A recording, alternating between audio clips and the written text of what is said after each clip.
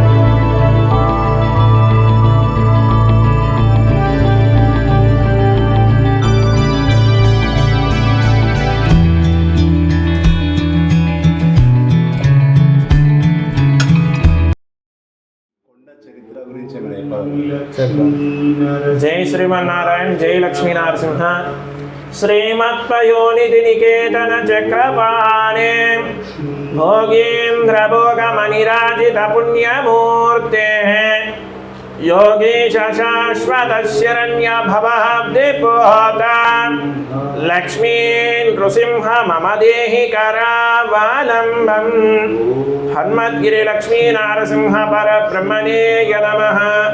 जय श्रीमन्नारायण जय लक्ष्मी नरसिंह। ఈ దేవాలయం పేరు వచ్చేసి శ్రీ హనుమద్గిరి లక్ష్మీ నరసింహస్వామి దేవాలయం. కాపువాడ హన్మకొండలో ఉంది, తెలంగాణ. ఇక్కడ సుమారుగా లక్ష్మీ నరసింహస్వామి వారు 1000 సంవత్సరాలకు పూర్వమే స్వయంగా వెలిశారు. ఇక్కడ స్వామివారు 1000 సంవత్సరాలకు పూర్వం గల వెలవడానికి గల కారణం ఏంటంటే, స్వామివారి పక్కకే 2 ఋషులు తపస్సు చేశారు.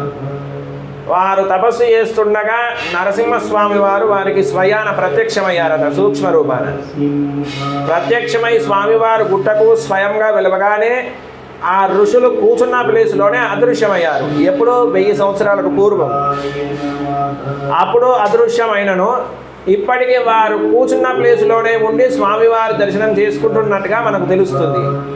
వారు కూర్చున్నట్టుగా మనకు ఎలా తెలుస్తుంది అంటే, వారు కూర్చున్న ప్లేస్లో నీళ్లు పోస్తే ఆవిరైపోతాయి. ఆవిరైపోవడానికి గల కారణం ఏంటంటే, వారు ఇప్పటికీ మనిషి రూపంలో లేకపోయినా సూక్ష్మ రూపాన ఉండి స్వామివారి దర్శనం చేసుకుంటున్నట్టుగా మనకు తెలుస్తుంది. ఇగో ఇది వారు కూర్చున్న ప్లేస్, సర్కిల్స్.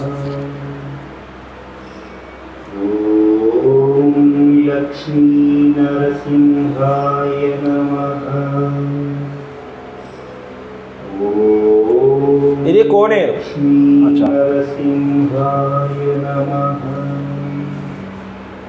వారి ఇక్కడ గుట్టకు స్వయంగా వెలవగానే ఆ కోనేరు కూడా స్వయంభూ, మనం చెలివింది కాదు. స్వామివారి ఇక్కడ గుట్టకు స్వయంగా వెలవగానే వారు స్వామిని వేడుకొని గుట్టను చెలివారట. స్వామివారి ఆజ్ఞ మేరకు నీళ్ళు వచ్చాయి. ఎప్పుడు 1000 సంవత్సరాలకు పూర్వం. అప్పటి నుంచి ఇప్పటిదాకా వస్తూనే ఉన్నాయి. ఆ నీటితోనే ప్రతి నెల స్వాతి నక్షత్రం రోజు స్వామివారికి అభిషేకం చేయడం జరుగుతుంది. ఆ కోనేరు విశిష్టత ఏంటంటే, ఎన్ని వర్షాలు పడ్డాను ఆ కోనేరు ఎన్ని వర్షాలు, లాస్ట్ ఇయర్ వర్షాలు ఎలా పడ్డాయి అయినా కూడా అది అక్కడి వరకు వస్తుంది. లెవెల్ ఓవర్ఫ్లో మాత్రం, ఓవర్ఫ్లో కాదు. మళ్ళీ ఎంత ఎండలు కొట్టినాను తగ్గుతాయి, కానీ మొత్తానికి ఇనికి పడినప్పుడు ఎప్పుడు నీళ్లు ఉంటాయి. ఆ నీటితోనే స్వామివారికి అభిషేకం చేయడం జరుగుతుంది. ప్రతి నెల స్వాతి నక్షత్రం రోజు చేస్తాం.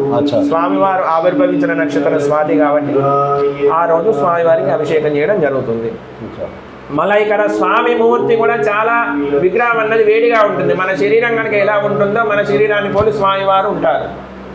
స్వామివారి ఇక్కడ శ్వాస తీసుకున్నట్టుగా కూడా శబ్దం వస్తుంది. ఇక్కడ ఈయనకి ఎక్కడ చిత్రం ఉంది. ఇంకోటి ఏంటంటే, కొండ లోపలికి రావాలంటే మొత్తం బెండయి వంగి రావాలి. అవును. అయితే దీన్ని చెక్దామని ప్రయత్నం చేశారట. ఇక్కడ ప్లాస్టింగ్ చేసినట్టు కనబడుతుందా? ఇక్కడ చెక్దామని మొదలు పెడుతుండగానే ఇందులో నుంచి రక్తం గారిందట, రక్తం చిందించిందట. ఇప్పుడు స్వామివారు శాంతించారట. ఇది ఎన్నేళ్ల క్రితం జరిగింది సార్? ఇది దాదాపు 300 సంవత్సరాల క్రితం జరిగింది. ఇది రక్తం 300 సంవత్సరాల క్రితం. మళ్ళీ ఇదే స్టోన్కు ముందట కూడా 2 రోల్స్ ఉంటాయి. అక్కడ కూడా చెక్దామని మొదలు పెడుతుండగానే వాళ్ళకు సాధ్యం కాలేక స్లో తప్పి పడిపోయారట, సీరియస్ అయిపోయారు చెక్కిన వాళ్ళు.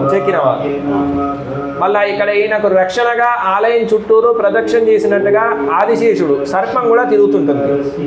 సర్పం తిరుగుతుంటుంది ఆలయం చుట్టూరు. అంటే ఎంత పెద్దగా ఉంటుంది? ఒక 6 ఫీట్లు ఉంటుంది. 6 ఫీట్ ఇప్పటికీ తిరుగుతుంది. ఇప్పటికీ తిరుగుతుంటుంది. మళ్ళీ మనం స్వామివారికి సంబంధించిన ప్రత్యేక పూజలు ఏవి ప్రారంభించినా సర్పదర్శనం మనకు కలుగుతుంది. మళ్ళీ మనం అనుకున్న పని ఏదైనా జరుగుతుందా జరగదా అన్నది కూడా ఇక్కడ చెప్తాం. అచ్చా. ప్రతి బుధవారం గురువారం ఒక 2 రోజుల ముందు ఫోన్ చేసి వస్తే మనం కోరుకున్న కోరిక నెరవేరుతుందా నెరవేరదా అన్నది కూడా చెప్తాం. మీ నెంబర్ చెప్తారా లైవ్లో? ఇక్కడ స్వామివారు వెలిసినప్పటి నుంచి వారసత్వ అర్చకులుగా ధర్మకర్తలుగా చేరిమెల్ల కలకోట వంశం వారే స్వామివారి సేవలో ఉంటున్నారు.